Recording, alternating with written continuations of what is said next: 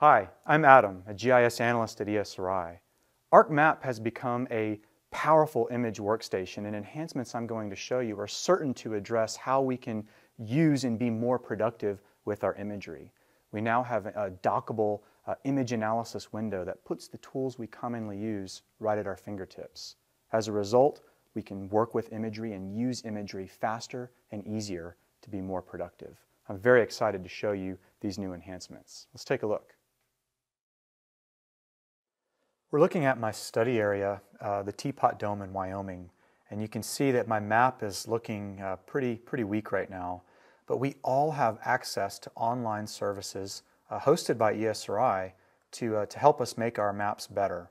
In this case, I'm going to bring in a world imagery service right into my Teapot Dome study area. And we can see that we've got pretty good resolution coming off of this hosted service. I also have image services that I can bring powered by ArcGIS server. So let's bring in an image service and let's learn a little bit about the service that we've brought in. So I can see that by identifying this that we've actually got two images in this image service. Well, I'm only interested in working with the DOQQs in this case. So let's go ahead and tell the service only to bring us back the DOQQs. So I'll just set up a quick definition query to DOQQ. And so now we're only viewing the DOQQs displayed from this hosted service. I have one more service that we can add. This is an Iconos service, and this Iconos service is housing multispectral imagery, and it's displaying it for us here in our view. So I've got a study area that I'm interested in working with at the Teapot Dome, and I want to show you how we can use these image services for analysis. And to do that, I'm going to open up the new image analysis window. Let's select our service. Let's do a quick vegetation analysis. Click of a button.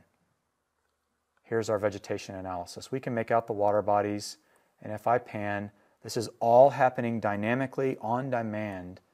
For this vegetation analysis, we can make up all the vegetation that lines the creek beds in this area of the Teapot Dome.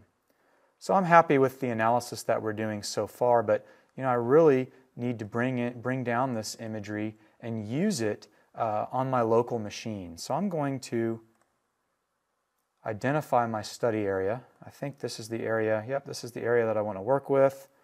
I'm going to right-click on the image service. And let's go ahead and download the rasters that I need for this area.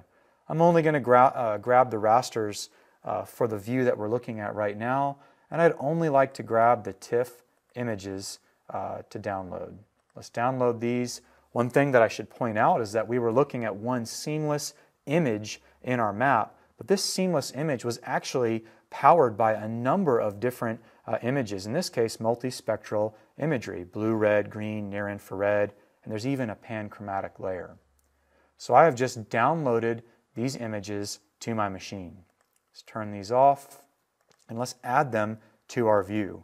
So here is the red, here's the green, the blue, the near-infrared, and the pan-chromatic layer we just downloaded. Add these to view,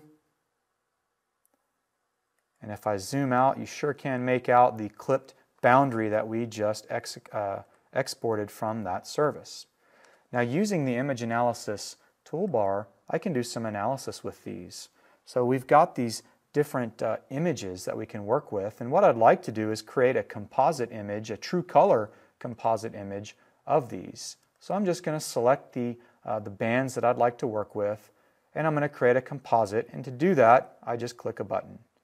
So here we can see the image that we just created, a true color representation of this area. And if I turn on the base map below it, we'll zoom in to learn a little bit more about the imagery that we're working with. It appears that it doesn't quite line up with the base map service, and that's to be expected. That's fine. We can use the image analysis toolbar here to reference the elevation information I have for the Teapot Dome to orthorectify the image that we were just looking at. So now we can see that the river that we were looking at now lines up smoothly with the imagery that we are working with. But one other thing that you might note is that we sure can see a lot of pixelation in the multispectral data that we're working with. Well, that's okay because our panchromatic layer is going to help us smooth this out. But before we do that, we need to make sure that we reference our panchromatic layer appropriately with the terrain information that we have.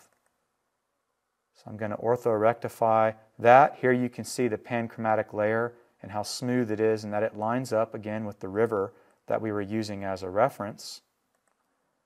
I'm going to turn those layers off and grab the two outputs that we just created, and let's now pan sharpen those to have our final product here in view, a true color representation, pan sharpened and orthorectified.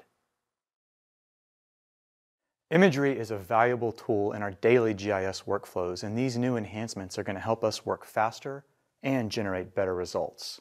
Thank you.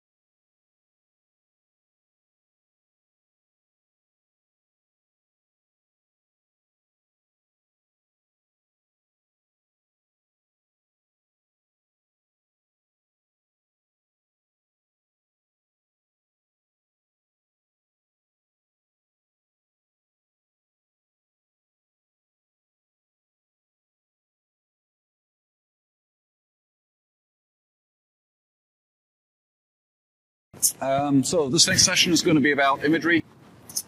Next thing is really getting more information out of imagery. I've mentioned that we're reading much more meta information about the scenes that we are actually reading in, and we can do more with that. And one of those is a strange word, mensuration. For those in the military, it means a lot. For most of the other people, it doesn't mean much. But Simply translated, it's really the measurement of height information primarily out of imagery.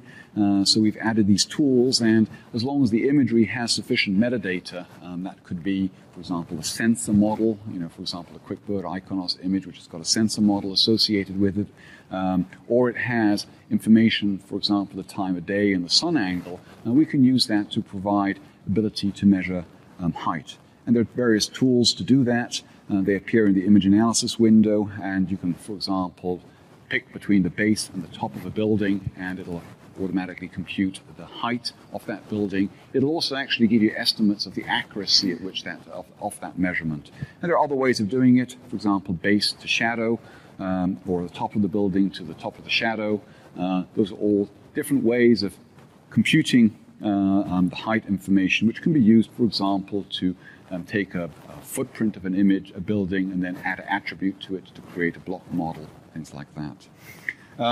These mensuration tools are also available through the REST interface. That means that even through an iPhone application or those sort of applications or a web application, you can actually measure heights in images now. There are actually two versions of this. There is an unclassified version, the one which is basically part of the core product. But then there's also, for the defense customers, there is a classified version which is based on the MSP. For those that have access to that, they can use that to actually do to have the certified measurements as well. This works on various types of images. Here, for example, I'm working on a GeoEye imagery. Quite a lot of the satellite imagery is actually taken a bit of an angle, and you can use that. Alternatively, you can use, for example, oblique imagery. This is imagery from pictometry. Same measurements can be made. Any imagery where you're actually seeing the sides of the buildings or the shadows of the buildings, and if the meta information is there, we can actually use these tools.